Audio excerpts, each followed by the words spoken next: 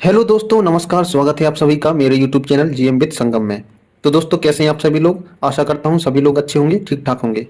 दोस्तों, कच्चा थीवू आइलैंड जो कि एक बार फिर से बहुत चर्चा में चल रहा है।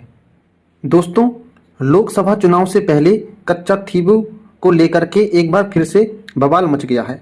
जी हाँ दोस्तों, हमारे देश के फॉरेन मिनिस्टर एस जयशंकर ने भी इसको लेकर के बहुत सारी बातें कही हैं।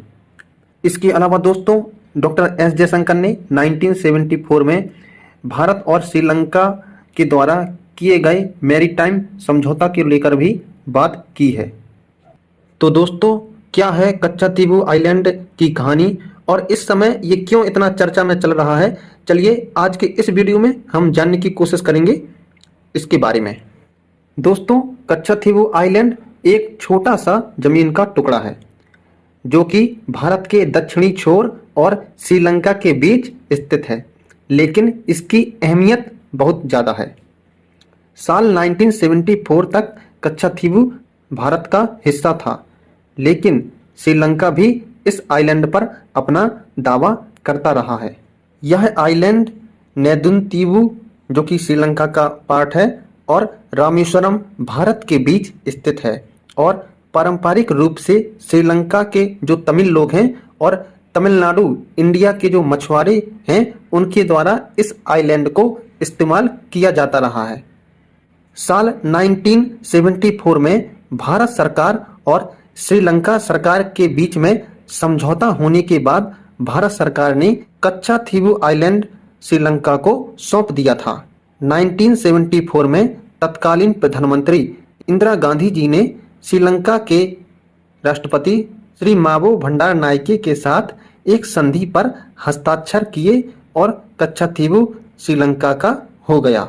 दोस्तों, मेरीटाइम समझौता के तहत भारत ने कच्छाथीवू आइलैंड श्रीलंका को दे दिया, लेकिन दोस्तों उसके बाद भारत के मछुआरों को बहुत ज़्यादा दिक्कतों का सामना करना पड़ा और आज भी करना पड़ता है।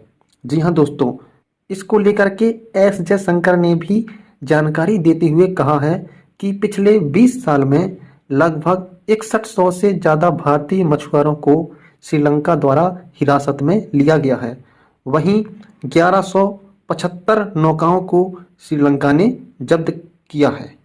भारत और श्रीलंका के बीच इस समझौते के बाद एक समुद्री सीमा बनाई गई। समुद्री सीमा खींचने में कच्छाथीवू को श्रीलंका के पक्ष पर रखा गया।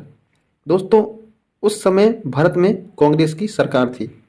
यही कारण है दोस्तों कि कच्छाथीवू आइलैंड के पास सीमा रेखा खींचने के बाद भारतीय मछुआरों को तब से लेकर के अभी तक बहुत ज़्यादा दिक्कतों का सामना करना पड़ रहा है। दोस्तों, ब्रिटिश शासन के दौरान 285 एकड़ की भूमि का भारत और श्रीलंका संयुक्त रूप से इस्तेमाल करते थे। कच्छाथीवू द्वीप रामनाथपुरम के राजा के अधीन हुआ करता था और बाद में मद्रास प्रेसिडेंसी का हिस्सा बना।